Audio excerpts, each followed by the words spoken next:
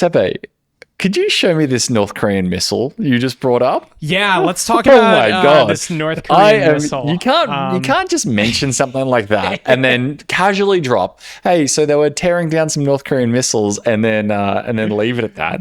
Okay, so let's see if we can find it. Mm-hmm. No, you just had it's it this up. guy. Yeah. Yeah, Okay. you can hit the. So please. I love this this person, whoever, FPGAX on Twitter, and somehow they have a disassembly of a North Korean KN-23 ballistic missile. Do we have the story behind this? I have no idea how he got it. I don't think they said how they got it. A KN-23 missile, is that like something that the Russians have bought and are using in Ukraine, or like what's going on? I did hear there was a deal between Russia and North Korea, so it could be like this actually landed in Ukraine or something like that. And that would also check out with the Twitter background, I think. But completely speculative. Speculative. But what's interesting is, and let's see if I can zoom in here. Do you recognize that logo on that chip? NXP. I do. Which where's NXP based? They're Japanese, I believe. Japanese, okay. Yeah. So there's that. And then right there, if I'm not mistaken... That's an analog devices. That's analog devices. So we're seeing a lot of, American or... In that one, do you recognize that one? I do. It's mine fight. Fairchild. Fairchild, of course. I think it's Fairchild. No, you're right. It's, So we've got all these sort of American or Western Alliance, otherwise, Western Alliance chips on these North Korean missiles. Oh yeah, which is interesting. That shouldn't be there. I mean, it's not that surprising. It's so easy to get your hands on some electronics that contain them. Like, do you remember the old PlayStation 2 or 3 that Iran was using? Famously. What? No, you don't know? Okay, so they used to stick quite powerful PowerPC chips, including a whole bunch of GPU cores on, I think it was the PS3, I want to say.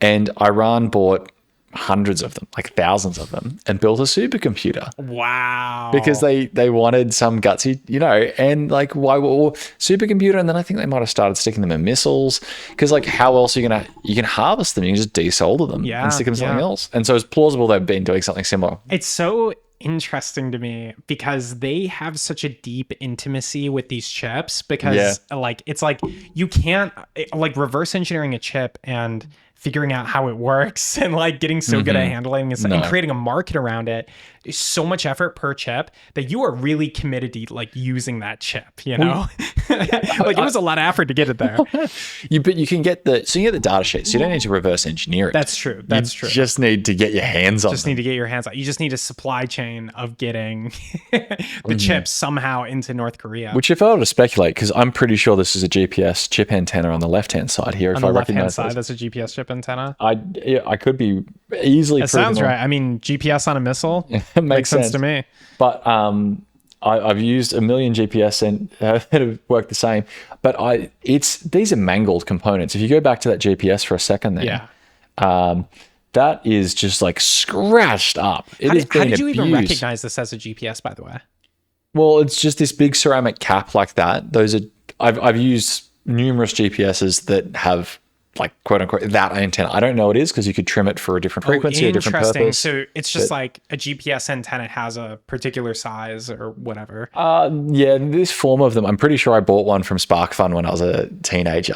Like, it's just a ubiquitous package of that antenna for GPS. Very common. Okay. But look how mangled it is. It's scratched up. Oh yeah, and I mean on the other one too. Like, look how those headers are bent. Like this, I think this rocket might have hit and maybe not exploded, if I had to guess. Yeah, there's a difference between scratches and like impact damage, right? Because like the bends make sense. Or if you go back to the first image, there's an enclosure here. There's this metallic enclosure that I said it's been just like tore apart in a way, but it looks like these are like scratched up chips, as if they've lived a life, and then someone with a pair of tweezers has started desoldering these ICs. Taking it apart, And so I would speculate, at least, that plausibly from the secondhand market, Oh, somebody bought these.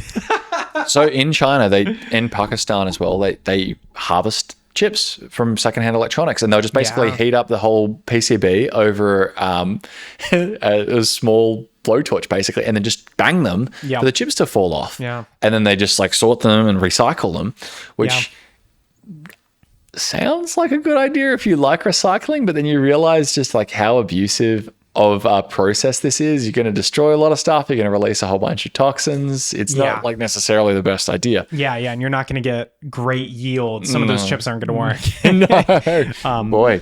But, Yeah. Wow. So the reason I think this whole thing is so interesting is I'm reading Chip War simultaneously right now, and Chip War is talking about how in the Cold War, the Soviet Union was using a completely different methodology for building their chips. Oh, really? For getting electronics created than the U.S. Wow. What were they doing? So the U.S. had this like very competitive chip industry. People were, was it the traitorous eight of Fairchild? Yeah, Am I they getting this started order at Fairchild, yeah. They like people were like leaving companies and starting new ones and taking IP, and there was litigation, and it was this ruthless capitalist fight to build chips. Yep. Russia took a different strategy. Russia found ways, or not Russia, sorry, the Soviet Union. They would find ways to get black market versions of these chips, and then they would reverse engineer them. And they kept doing this and like trying to get the latest stuff, but the process of reverse engineering it and not having like sort of a native innovation thing was costing them 10x as much. So the chips were like a decade behind. When they finally got to manufacturing. It also became like with chips, the technology for manufacturing the chip is almost is probably more important than the design of the chip, right? Yeah. And so it's so much to reverse engineer a chip and try to figure out how are they making these transistors so small and stuff like that. So that said, it's an interesting one because as you point out, it is if you have whether you can directly reverse engineer something from a specific instance of it, or whether you know that something's possible and so therefore you are influenced to try make something in that direction because you know it's possible now, and so you're all of a sudden have the motivation to do so. It's actually a little irrelevant. Both are extremely important. If you have broad concepts, you know a rough direction in which to run, and you know that you can go do it. So okay, photolithography, we can make chips. We need silicon, and photolithographic equipment to make tiny little transistors on these things. Run in that direction. Well, you're thousands of years of technological evolution from starting from scratch, right? Yeah.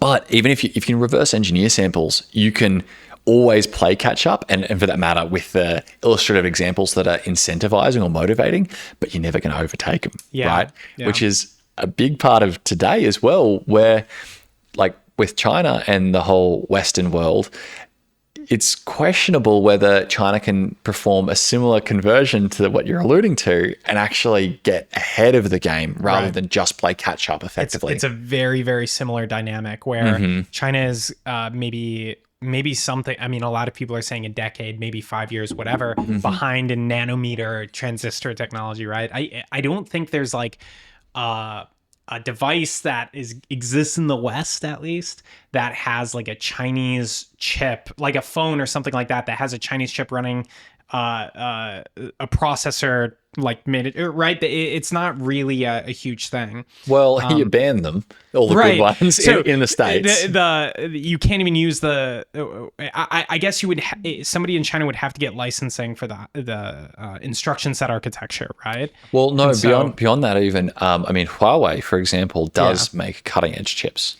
And not like really just the chips, but their 5G modems are probably the best. They're exceptionally good. Huawei. Yep. And they're banned. You cannot use them in most Western country, or many Western countries, I should say. And that's not TSMC connected at all. No, nothing to do with it. Well, sorry, I mean, I actually don't know who Huawei contracts that fabrication to, because they do have a domestic manufacture in China as well. Right. But I don't know what they're doing where. Yeah. But obviously you can't buy a Huawei phone in the US, right? Like you can a lot in Europe and Australia. previously owned a Huawei phone at some point. Yeah. And you just, I know they people never who hear. have gone to great lengths to get like a Huawei Because they're I think good. laptop or something like that. Do Yeah, they make they're laptops? good. They're good. Yeah, they're good devices. So I don't. Yeah. Oh, It's they like are. the Apple, I guess, of China. Is that fair to say? It seems so. Yeah. Yeah. And their EVs are incredible too. Yeah. So there are some things in which China is genuinely killing it. It's really interesting too because like processors are one thing, but GPUs are the other thing. I guess like I wonder if Huawei is, because I hear a lot about RISC-V. That's a processor architecture. I don't hear about a CUDA equivalent. Even AMD can't create a CUDA equivalent, right? And I don't know of any board that, or any graphics card that's like CUDA compatible. That's like a knockoff. So it does, to me, it seems like it's similar. Like if China wants to go the copying route, that's going to be really, really hard. If they want to go the invention route, that's going to be really, really hard as well. It's a difficult position. Yeah, it is a difficult position. And the full stack is the other aspect of this, because there's some technologies that we only manage to support one single company of on human scale, right? Yeah. Like on humanity scale, there's only one ASML, right? That's right. And like, sure, there's some Chinese competition to be remotely competitive to it, but it's not yet. Yeah. And like, it takes the most inordinate, incredible, deep, expert supply chain to support that company. And you could duplicate that, but boy, the inefficiency of that is just incredible. Yeah. And so we have optimized around just making one for a long time, and not purely of monopolistic forces. It's questionable whether humanity can support multiple companies of at least its historical caliber, because today some of those security divisions are making it, there's providing an impetus for China to have one regardless of the efficiency.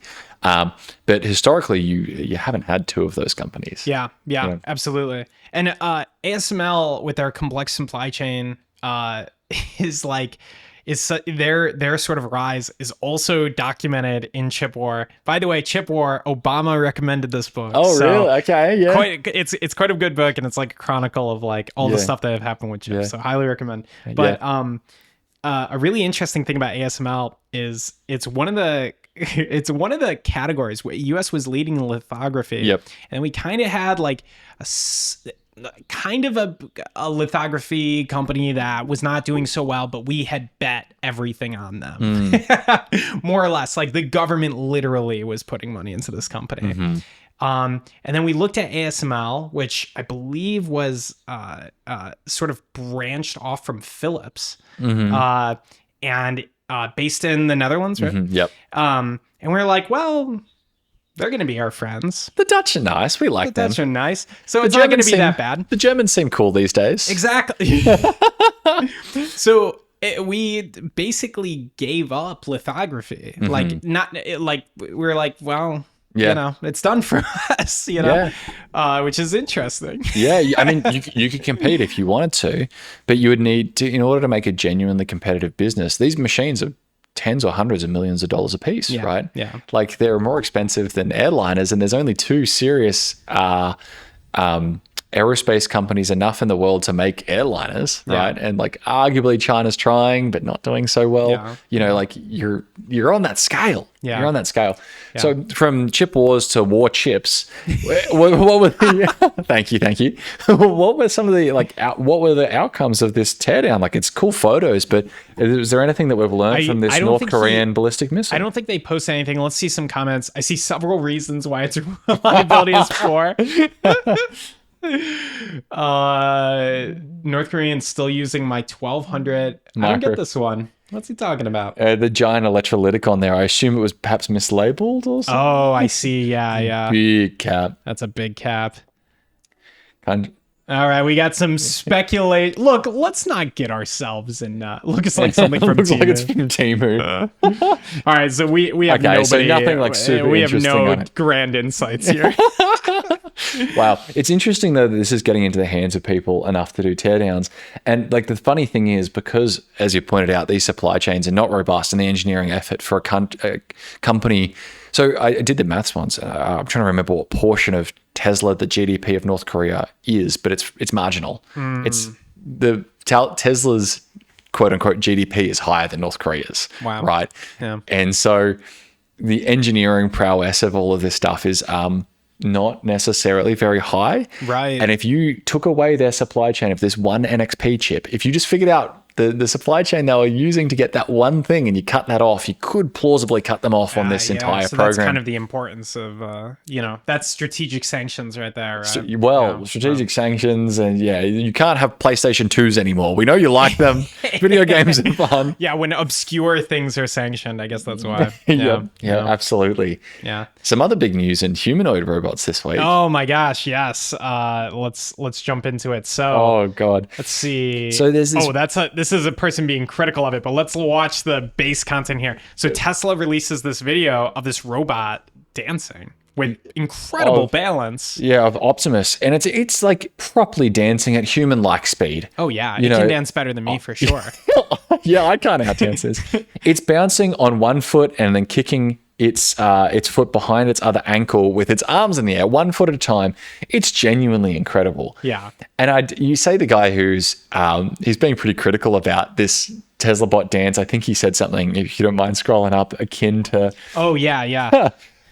No one wants this weird robot walking around in their home or near their children. It will be used only for industrial labor. Yeah. This is such an interesting comment. So the argument basically goes, if you have a powerful motor, keep it away from me. It's dangerous. And I think there's some truth. There's definitely a lot of truth to this, but also we all drive killer machines every day to go to work. So like clearly, arguably the better analog is I can stand next to you and theoretically you're a killer machine. Well, thank you. If I just spasmed, just deadlift 150 on my tonal, I don't know. If I just turned around and elbowed you in the nose, that would plausibly send you to the hospital. It could be really bad, right? True. Now, this machine is on a similar scale to that level of danger.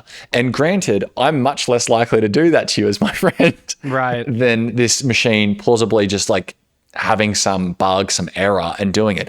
But it's all about reliability because we're already standing next to each other. And for that matter, the cars, in a way that we trust nothing but the control system enough to prevent these types of accidents from happening. It's definitely putting a lot of trust. I mean, the guy has a point. Like, do you want something that could just break your kid's arm right next to your kid if like anything happens, right? I wouldn't How much data is it going to take? I wouldn't have it nursing kids or like think about this. If we have the opportunity to do anything with these robots, like it's going to be laborious, boring, heavy tasks. Like, hey, go dump my laundry in the laundry machine and like move it from the washer to the dryer and then pick it up for me. It's like, I don't want to interact with this thing myself. You know, it gives me an opportunity to spend more time with my family. Oh my gosh, I don't want to show all my likes. It's too dangerous. But there are some incredible cleaning robots that are being demoed right now. And you're making me think, the video I just saw of this cleaning robot, it shows all these kids and stuff like that, but then the robot only comes out when the kids are away. And now I'm thinking that's probably for a reason. Yeah. So these humanoids are the same too. But my money says that we're going to have a Waymo-like moment. So if you haven't been to or don't live in SF, this might not make sense to you. But in San Francisco, there are Waymos, so the self-driving taxis from Google's subsidiary, everywhere, right? I order them. They're my default instead of an Uber, unless they're egregiously expensive compared to an Uber. Right. Because they're comfortable, they're safer. I'll happily cycle in front of one because it's not distracted. It's it's got a million dots on it. I mean, people trust Waymo so much that if they're at a stop sign and they see a Waymo is also at the stop sign, they'll just run the stop sign. Sometimes, yeah. Some people, Seve. Don't encourage some people. Wait, I see it about once a day. I live on an intersection. So. Yeah. They're ubiquitous though, right? They're everywhere. And we're used to it. Have you had family come or like friends come from out of town? You know, my family doesn't visit me, and I want them to hear this. But when my friends come for sure, I always take them in a Waymo. And to me, it's like nothing. It's like commuting. And for them, they're like, what? Yeah. But then they can quickly get into this feeling of like, oh yeah, I'm safe in here. It's obviously safe. And I find that magic. I find the new introduction of people going like, whoa, this is insane. And then like watching them transition to like, this is a normal experience that's preferable. Clearly the future. Clearly the future. It's just like obvious. As soon as you sit in a Waymo, you're a convert. Oh yeah, they're incredible. It's like, you know that movie with the birds, the bird something where her eyes are covered and you're not allowed to look or else you die. Oh, I feel like, yeah, I've never watched it, but okay. Yeah, anyway, it's like that. As soon as you sit inside a Waymo, as soon as your butt hits that seat, you're a convert. You're a convert. It's over. I agree. But this is all to say, I think we're going to have, so this moment of it's like normalcy for us and like just this insane this insane perspective from the rest of the world. I think we're going to have the same thing with humanoids. I want to see one of these guys walking down the street doing someone's groceries. And to begin with, it'll have someone walking behind it, like with an e-stop and all sorts, just like the Waymos had someone behind the wheel.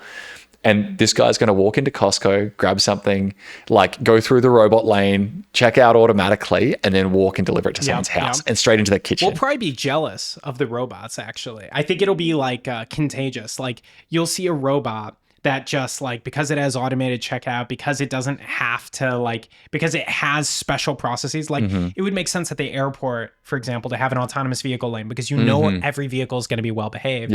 We'll start to like be jealous of that, and that will cause people to just get their own, right? Why am I doing this thing when other people can automate it away? Absolutely. But the first thing, in my opinion, that I think will go is anything where you have to bend your back. Oh yeah, that's what I think about. Is like deadlifts, loading dishwasher. Man, if someone could do deadlifts for me, that'd be amazing. But yeah, loading your dishwasher, doing laundry.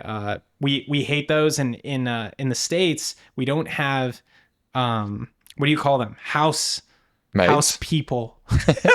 Housemates? Maids. Yeah. We don't really have people to do this, but it's actually a thing you can get if you're like wealthy enough in other places. And I feel like so there's a desire for that in other places, and it just doesn't exist in the US because of, I guess, living costs or something like that. So, but clearly people do not want to do medial tasks. It's interesting as well because like how it will shift like where the resources are. Currently, everyone should, in my opinion, have their own dishwasher. Dishwashers are great. They're very inexpensive and they save an inordinate amount of time, right? But if, for example, you had a building level humanoid robot, because this thing might be 20 grand and it needs servicing or 30 grand. Wow, that's a great idea. Do you just have, like a lot of places have laundry in the basement? Do you have your dishwasher in the basement and it just walks down with a tray, puts it in the dishwasher, and will come back and unpack your things into your house later, opening up more space for you, right? And then laundry, all of a sudden, in-unit laundry is considered a premium feature. Why do I want to waste my space and noise and all of this stuff when the humanoid can just take my laundry basket, either go downstairs or go down the street and get it done as a service, practically, right? I think there's something there too. That's true. That's very exciting. Yeah. Well, anyway, I mean... Casecal killing it too. Yeah, so Casecal. So these guys are doing a lot of baiting on Twitter, and they're saying the open source robotic startup that caught OpenAI's eye, and they seem to have a humanoid robot that looks, it looks like a humanoid. I don't know. Yeah, it seems like with humanoid robots, if you can get it to stand and walk, you're doing a really good job. You've got a raise. And you're gonna raise. You're gonna make some money. You've got. So I actually went through YC alongside Casecal. Oh shit! We knew each other to some degree in YC. I'd like to say that they're our friends, but we weren't in the same section as them. So I didn't see them every week. Gotcha. But killer company, incredible people, so smart. And they've been working now for only a little while, I guess, really, on these open source humanoid robots, which is so cool. Oh, it's all open source as well. Open source humanoid robots built for oh shit. So I am getting sold. So when I first went to when they first went through YC, they had like a it was in Menlo Park. No. What's Atherton? They had an Atherton house, and they had like their bedroom in one of the basements. They had a 2-car garage and one thing set up as a print farm, and a 2-car garage in the other side of the property set up as an assembly house and training center. And they had like 12 Stanford students just like also sleeping in the other basement because there was 2 of them in this giant place. And they were just like grinding on this incredible humanoid robot. It's just the coolest thing from one of the coolest companies, some awesome people. I'm blown away. And also their price. Okay, so this is unreal. It's like somebody has designed a website to just say all the right things, and I don't believe it. So it's open source. Yep. We've got models that are $9,000. So and then they're claiming this is a $1,000 significant robot? discount. Yeah, they're crossed out 16 grand. So I imagine it's a pre-order or sign up. Yeah, there you go. It's a pre-order amount. A mini end-to-end humanoid, huh? You can even see though from the fastener pattern here that this is, yeah, there you go. They're all hobby servos. So it's a small hobby servo. How many degrees of freedom here? 1 second. 2, 4, 6, 8, 10, 12, 14, 16, something like a 16 degrees of freedom robot. So don't get me wrong, it's really cool, but it's 16 hobby servos. So you can't do anything with hobby servos, can you? Well, I don't know, because they like their hobby servo format, but they might have full feedback and a CAN bus, for argument's sake. I see. So people do build robotic servos in the form factor. I'm gonna pitch you a startup. Go for it. When the 200% on JLC PCB hit, I was like, how hard would it be to build an assembly shop? Because I found this service, DK Red. Okay. Have you ever heard of DK Red? I haven't heard of DK Red. So DK Red, it's a service out of DigiKey, and it's their fabrication service. Yep. And the cool thing about this is you could ostensibly get a PCB fab, get all your parts put in the same box, and then you could get a box that's a kit. And that kit would be like a fully ready to assemble thing. But of course, there's the assembly. So I was like, could I get a robot to open up that box and load the PCB into whatever aluminum pick and place? Or, a pick and place, And I see two hard parts. I see opening the box and opening all the little parts.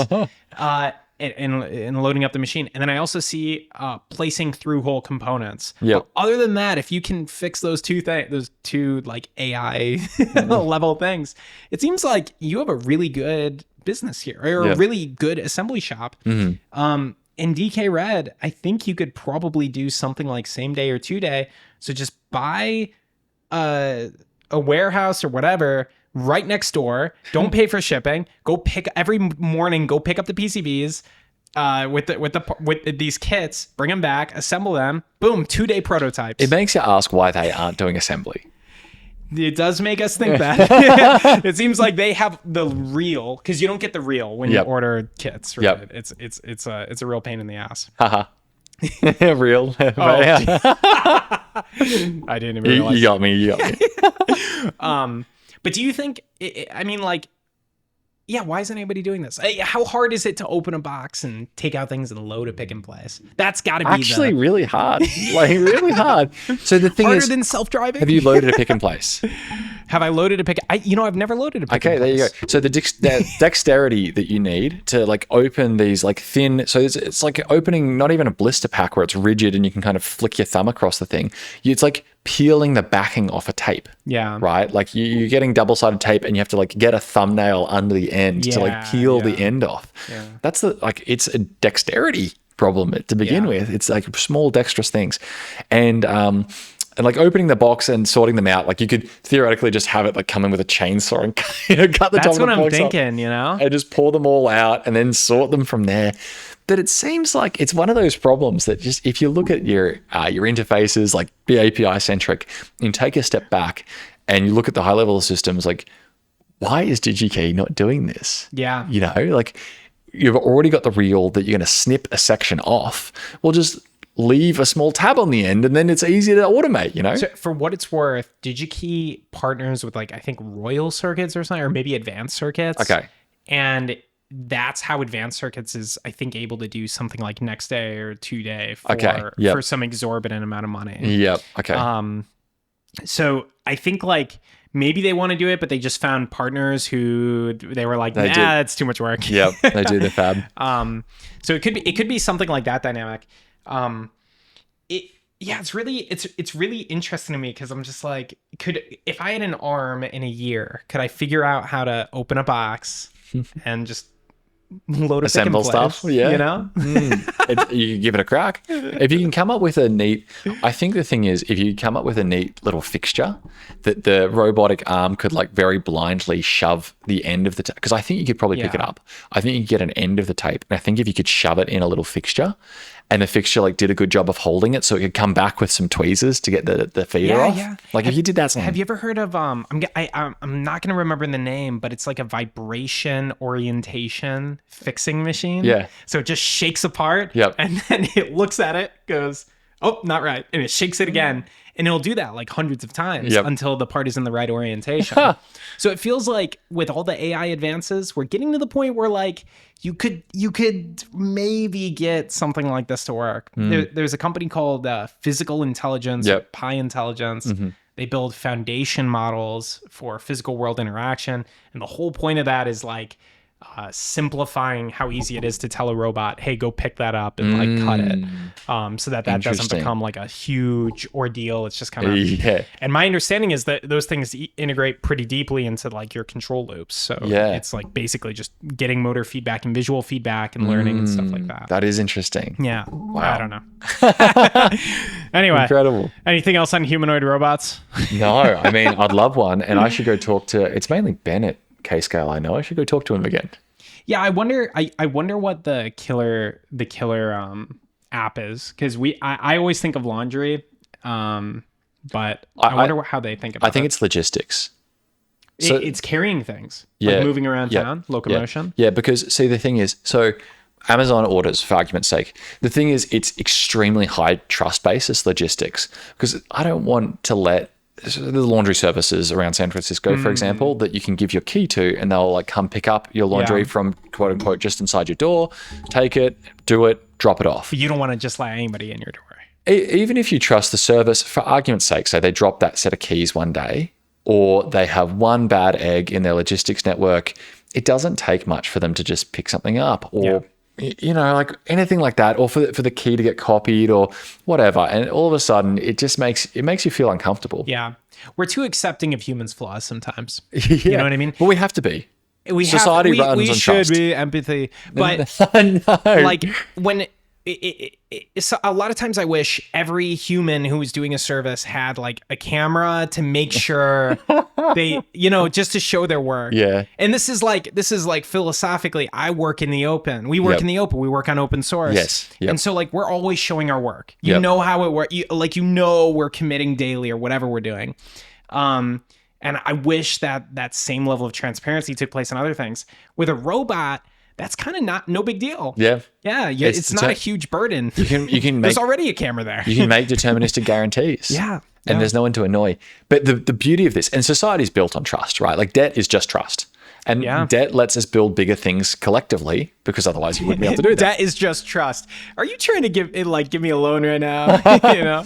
When's the last time you got paid? I could use a little. I kind of want to buy an arm, a robotic arm, maybe a humanoid. Yeah. Well, we know who to call. But the thing is, so if you understand that debt is just trust, and debt is ultimately what lets you leverage the future. You can build great things now that make the future brighter. That's the whole point of the system.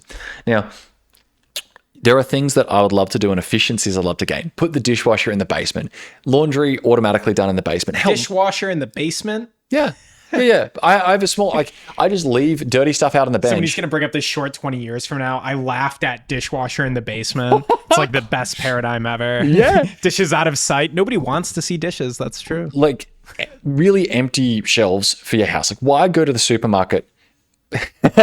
No. Why would you want to go to the supermarket every day? It's not that annoying. And I do go once every second day or something, but it'd be nice to have something go every meal for me. And I just order what I want an hour in advance, and my robot walks down, or a robot walks down.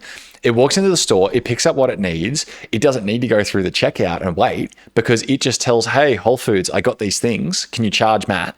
Yeah, it's kind of... and it lets itself into my house. Okay, so maybe the pipeline for robotics is anything gig economy to autonomous robot, like Uber to Waymo, Instacart to this humanoid robot that's going to walk through the grocery store. Yep. Huge time save. Yeah. And, people really can't, like, assault these robots, which I'm concerned about, I was definitely concerned about in the context of drones, because it seems like you might not be able to attribute who shot at a drone. It could be difficult. Like a bunch of kids might just shoot up in the air, and then you gotta like, how do you control kids? You got to shoot back, and then that's a joke. That gets messy. Was not expecting that. I hope our drone-based future does not look like that to everyone. Just to be very clear. Maybe we like siren at them, we go, hey, cut it out. As soon as a human gets on the line with one of these autonomous things, like if a human gets on the Waymo, everybody gets serious. They're like, oh, I'm being watched by a human. So you probably just need to yell at them with a human. Yeah. Oi, go away, please. Cut it out. Okay, so one thing left, the jumperless breadboard. So I've been following this project for a little while. I think they just shipped their first boards out, so it's a real thing. It was like more or less a kickstarted thing for a while, but it's real. This is incredible. So if I'm to explain what I'm seeing here, it looks like a vanilla breadboard with a little piece of PCB sticking off the side. But if I'm to understand it, Seve, and there's LEDs illuminating under the breadboard, and they're drawing colored lines of up one of the rows or down one of the columns, that type of thing. Yep. You can draw, quote unquote, draw a wire digitally between any of the rows and columns that you like. Right. Wow. Not only can you draw wires, you can also inspect the signals.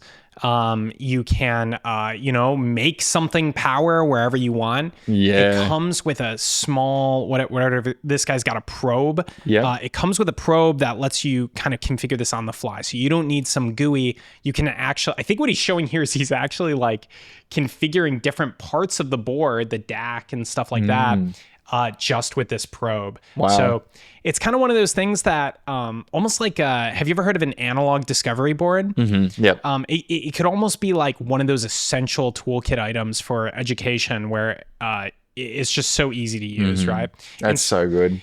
I spend a lot of time just wiring, like just to play with a chip, just wiring it up and debugging. It would be so much easier to just drop the chip in and that's it. That's all the physical work. And it also resembles the real world a little bit more because you're not going to breadboard every chip you use. You're going to go right to PCB in some cases.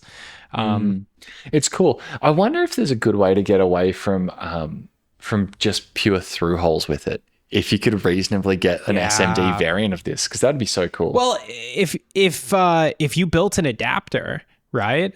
Because there's almost always a sort of a dip breakout adapter for any board.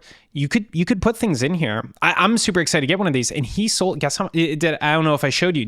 Guess how much this costs? Oh, you did show me. Oh, I did show you. But yeah, for everyone else's sake, it was $300, right? It was $300. Yeah, crazy.